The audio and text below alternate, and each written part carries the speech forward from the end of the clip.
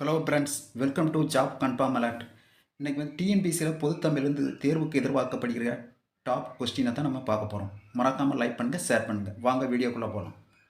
1. தமிழ் தென்றல் என அழைக்கப்படுபவர் யார்? திருவிக்க. திருவிக்கியவருக்கு தமிழ் தென்றல் என்ற பட்டம் எதற்காக அளிக்கப்பட்டது? அவரின் தமிழ்நடையை போற்றி. தொழிலாளர் நலன், பெண்கள் முன்னேற்றம் ஆகியவற்றிற்கு அயராது உழைத்தவர் யார்? திருவிக்க.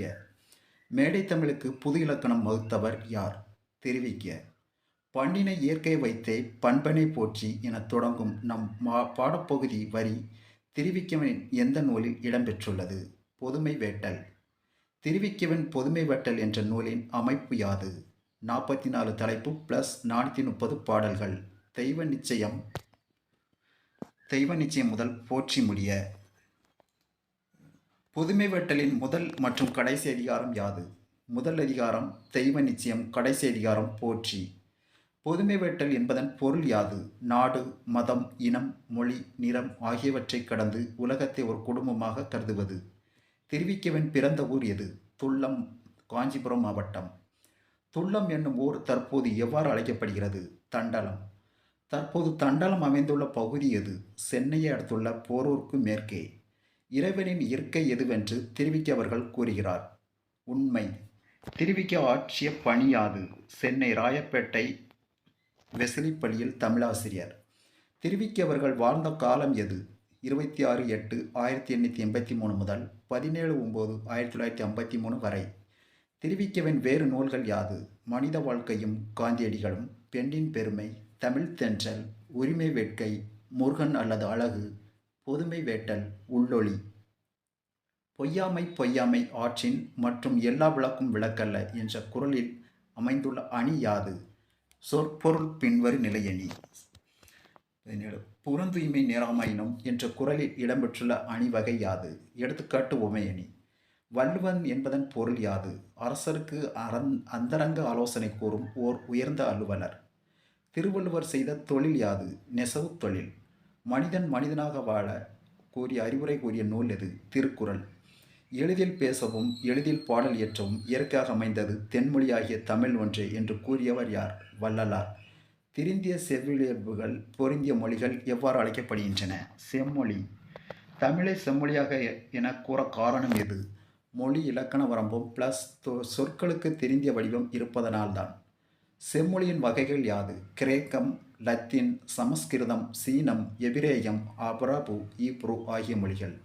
செம்மொழிகளை பட்டியலிட்ட மொழியல் அறிஞர் யார்? சா அகத்தியலிங்கம். நாகர்கோயில் அருகில் உள்ள கேசவன் புதூரில் பிறந்தவர். தற்போது பேச்சு வழக்கில் இல்லாத மொழிகள் எது? கிரேக்கம், லத்தீன், சமஸ்கிருதம். தமிழ் மொழி அழகான சித்திர வேலைப்பாடமைந்த வெள்ளித்தட்டு, அதில் வைக்கப்பட்டுள்ள தங்க ஆப்பிள் திருக்குறள் என கூறியவர் யார்? Doctor Graul. தமிழ் என்னை ஈர்த்தது, குரலோ என்னை இழுத்தது என்று கூறியவர் யார்? Doctor Graul. திருந்திய பண்பும் சீர்திருத்த நாகரிகமும் பொருந்திய தூய தமிழ் மொழியின் செம்மொழியாம் என்று கூறியவர் யார்? பரிமார் கலைஞர். உலகின் மிக பழமையான நிலப்பகுதி குமரிக்கண்டம் அங்கு தோன்றியது என கூறும் வரியது? உங்களிடை வயந்ததுயோர் தோளவிளங்கி. உங்களிடை வயந்ததோர் தோளவிளங்கி என்ற பாடல் இடம்பெற்றுள்ள நூல் எது? தண்டியலங்காரம். பெற்றேரை குறிக்கும் அம்மையப்பன் என்ற சொற்கள் எந்த நாட்டு தமிழ் சொற்கள் ஆகும்? குமரி நாடு அல்லது நாஞ்சில் நாட்டு சொற்கள். தமிழ் பிறமொழி துணையின்றி தனித்து இயங்குவது மட்டுமின்றி தலைத்தோங்கவும் செய்யும் என்று கூறியவர் யார்? Doctor Caldwell. எல்லா சொல்லும் பொருள் குறித்தனவே என்ற வரி இடம்பெற்றுள்ள நூல் எது? தொல்காப்பியம். வாழ்வியலுக்கான பொருள் இலக்கணம் கூறும் ஒரே மொழி யாது? தமிழ் மொழி. தமிழ் மொழியை தவிர மற்ற மொழிகள் எதற்கு இலக்கணம் வகுக்கிறது? எழுத்துக்கும் சொல்லுக்கும் இலக்கணம் வகிக்கிறது. தமிழை செம்மொழி என நிலைநாட்ட சான்றாக கூறும் செவ்விலக்கியங்கள் மொத்தம் யாது? 41 செவ்வியல் இலக்கியங்கள். செவ்வியல் இலக்கியங்கள் சிலவற்றை கூறுக. தொல்காப்பியம், 10 பாட்டு, 8 தொகை, 14 கீழ்கணக்கு, சிலப்பதிகாரம், மணிமேகலை, முத்தொள்ளாயிரம், இறையனார் அகப்பொருளுரை ஆகியவை. தமிழில் இடுவொரு பெயர்கள் குறைவு. உயிர்களுக்கு மட்டுமே பால் வேறுபாடு உண்டு, பொருள்களுக்கு இல்லை. மலை, குன்று, பாறை, கிரி ஆகியவற்றை குறிக்கும் ஊர்கள் குறிஞ்சி நில ஊர்கள். எடுத்துக்காட்டு ஆனைமலை, சிறுமலை, நாகமலை, மணப்பாறை, வால்பாறை, கள்ளக்குறிச்சி, நீலகிரி, கிருஷ்ணகிரி. மலையை விட உயரத்தில் குறைந்தது குன்று. குன்றை விட உயரத்தில் குறைந்தது கரடு அல்லது பாறை. மரம் செறிந்த பகுதிகள் எவ்வாறு அழைக்கப்படுகின்றன? முல்லை நிலம், எடுத்துக்காட்டு ஆற்காடு, ஆலங்காடு. நிலவளம் நீர் வளம் ப்ளஸ் பயிர் வளம் ஆகியவை செறிந்த பகுதி எந்நிலத்தை குறிக்கின்றன. மருத நிலம். ஆறுகள் ப்ளஸ் ஏரிகள் ப்ளஸ் ஒரே மரங்கள் அதிகம் கொண்ட பகுதிகள் எவ்வாறு அழைக்கப்படுகின்றன? மருத நிலம், எடுத்துக்காட்டு ஆத்தூர், பேராவூரணி, சீவலப்பேரி. கடற்கரை சேர்ந்த பகுதிகள் எவ்வாறு நிலத்தை குறிக்கின்றன? நெல்லை நிலம். தென்னை சூழ்ந்த பகுதி தெங்கூர், புளியமரம் அடர்ந்த பகுதி புளியங்குடி, புளியம்பட்டி. நெல்லும் உயிரன்றே நீரும் உயிரன்றே என்ற பாடல் வரி இடம்பெற்றுள்ள நூல் எது? புறநானூறு. மோசி என்னும் ஊர் அமைந்துள்ள இடம் எது? தென்பாண்டி நாட்டில் உள்ள ஓர் ஊர். சேரமான் பெருஞ்செரல் இரும்புறையால் கவரி வீசப்பட்ட பெருமைக்குரியவர் யார்? மோசிகீரனார். புறம் என்பது எந்த இரு செய்தலை குறிக்கிறது? அறம் மற்றும் மரம் செய்தலை குறிக்கிறது. அரசனை குறிக்கும் வேறு பெயர்கள் யாது? கோ, மன்னன், வேந்தன், குரிசேல். மூசிக்கீரனாரின் பாடல்கள் இடம்பெற்றுள்ள வேறு நூல்கள் எது? அகநானூறு, குறுந்தொகை, நச்சினை. தமிழ் மன்னர்களின் அற உணர்வு ப்ளஸ் வீரம் ப்ளஸ் கொடை ப்ளஸ் ஆட்சி சிறப்பு ப்ளஸ் கல்வி பெருமை ப்ளஸ் புலவர் பெருமிதம் ப்ளஸ் மக்கள் நாகரிகம் ப்ளஸ் பண்பாடு ஆகியவற்றை எந்த நூல்களின் மூலம் நாம் அறியலாம்? புறநானூறு. நாயக்க மன்னர்கள் தமிழகத்தை எத்தனை பாளையங்களாக பிரித்து ஆட்சி புரிந்தனர்? 72 பாளையங்களாக.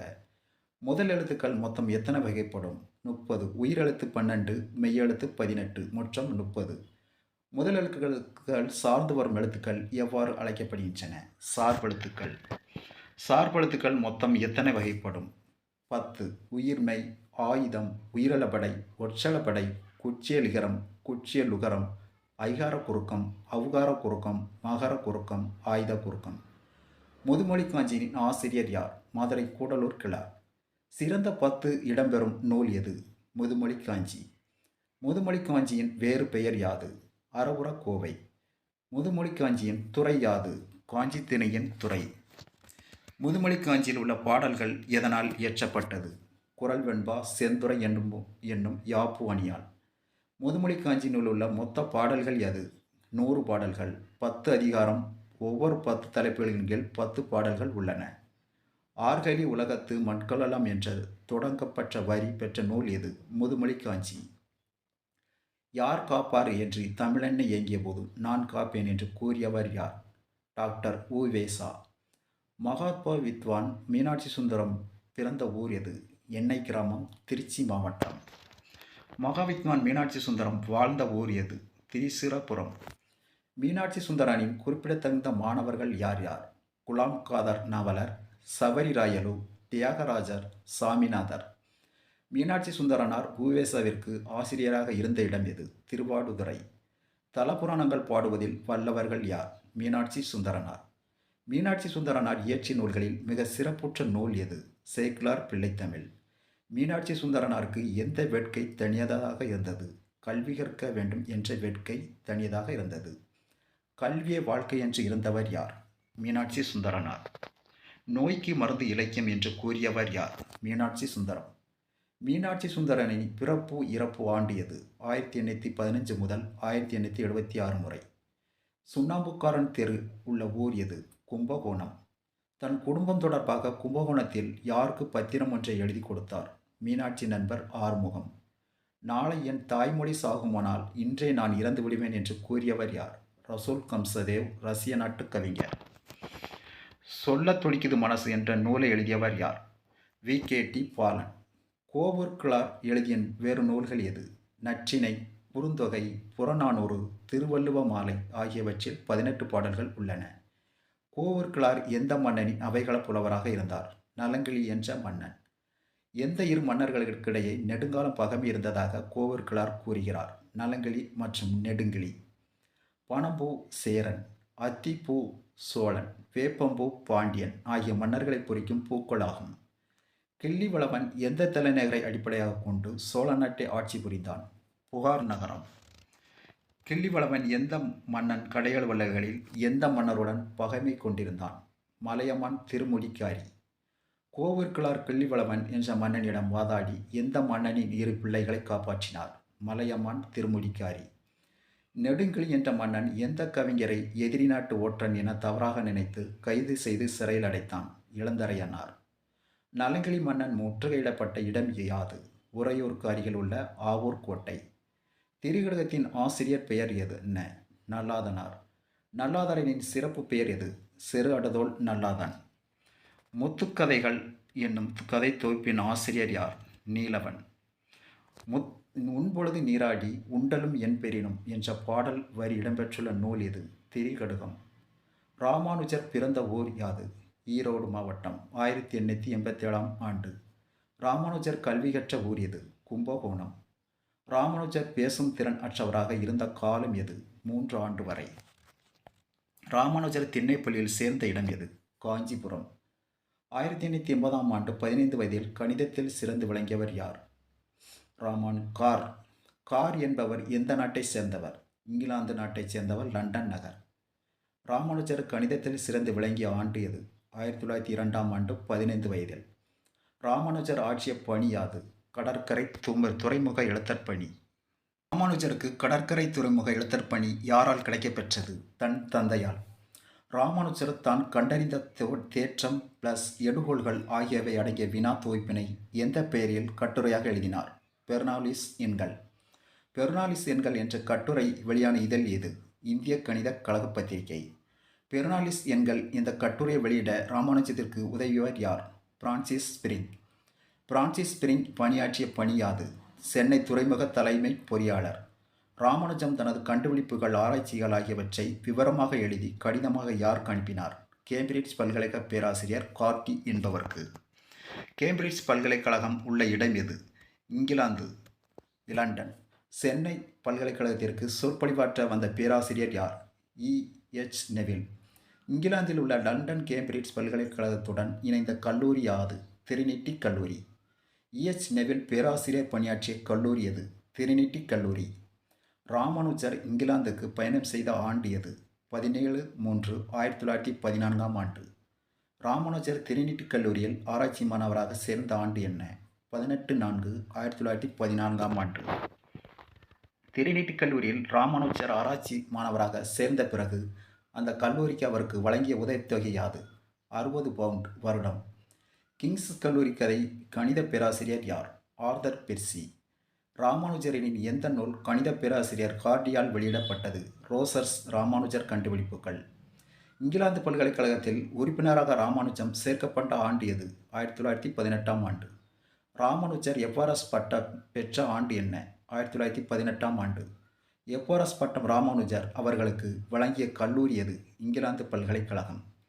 எவ்வாரஸ் பட்டத்தை பெற்றதால் டிரினிட்டி கல்லூரி ராமானுஜருக்கு வழங்கிய உதவித்தொகை என்ன?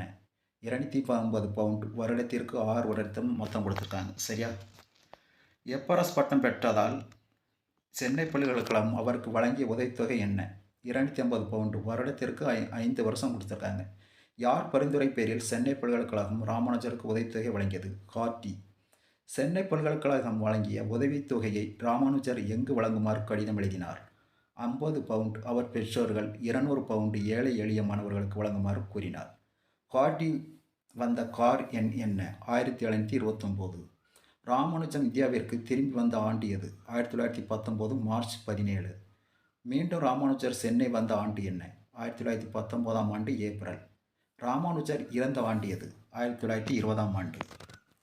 ராமானுஜர் எத்தனை ஆண்டுகள் புற்றுநோயால் அவதிப்பட்டார்? 3 வருடம். 1918 முதல் 1920 வரை.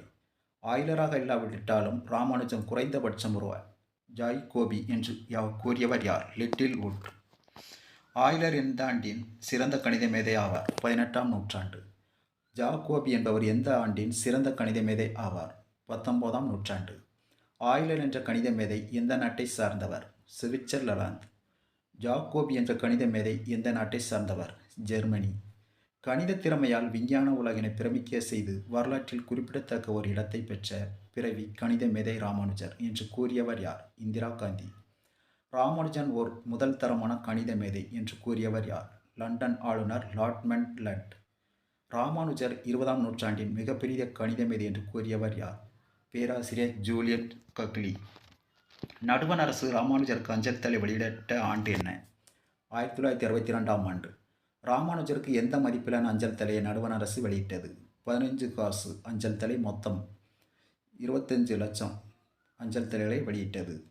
எந்த பிறந்த நாளின் போது நடுவண் அரசு ராமானுஜருக்கு அஞ்சல் தலை வெளியிட்டது? 75வது பிறந்த நாள். பேராசிரியர் ராமானுஜம் அனைத்துலக நினைவுக்குழு நிறுவப்பட்ட ஆண்டு என்ன? 1971ஆம் ஆண்டு. ராமானுஜம் கணித அறிவியல் நிறுவப்பட்ட ஆண்டு எது? 1972ஆம் ஆண்டு. ராமானுஜம் அனைத்துலக நினைவுக்குழு மற்றும் ராமானுஜம் கணித அறிவியல் நிறுவனம் ஆகிய இரண்டு நிறுவப்பட்டுள்ள இடம் எது? சென்னை. ராமானுஜம் அனைத்துலக நினைவுக்குழு 1971ஆம் ஆண்டு மற்றும் ராமானுஜம் கணித அறிவியல் நிறுவனம் 1972 ஆகிய இரண்டும் நிறுவும் போது தமிழக முதலமைச்சராக இருந்தவர் யார்? டாக்டர் மு. கருணாநிதி. ராமானுஜருக்கு மார்பளவு வெங்கலச் சிலையை இந்தியாவிற்கு கொண்டு வந்தவர்கள் யார்? ரிச்சர்ட் ஆர்கே விசுகன்சின் பல்கலைக்கழகம். ராமானுஜரின் மார்பளவு வெங்கலச் சிலையை இந்தியாவிற்கு கொண்டு வந்த ஆண்டு எது? 1984ஆம் ஆண்டு. விசுகன்சின் பல்கலைக்கழகம் அமைந்துள்ள நாடு எது? அமெரிக்கா. ராமானுஜரின் 30,000 முதல் 3,000 முதல் 4,000 தேற்றங்களை ஒளிப்படம் எடுத்து நூலாக வெளியிட்ட நிறுவனம் யாது? டாடா அடிப்படை ஆராய்ச்சி நிலையம். ஒளிப்படம் எடுத்து நூலாக வெளியிட்ட ஆண்டு எது? 1957ஆம் ஆண்டு. காலமேகப் புலவரின் இயற்பெயர் யாது? வரதன். ஆசுகவி, மதுரகவி, வித்தாரகவி, சித்திரக்கவி பாடுவதில் வல்லவர் யார்? காலமேகப் புலவர். இருபொருள் அமைய நகைச்சுவுடன் பாடுவதில் வல்லவர் யார்? காலமேகப் புலவர்.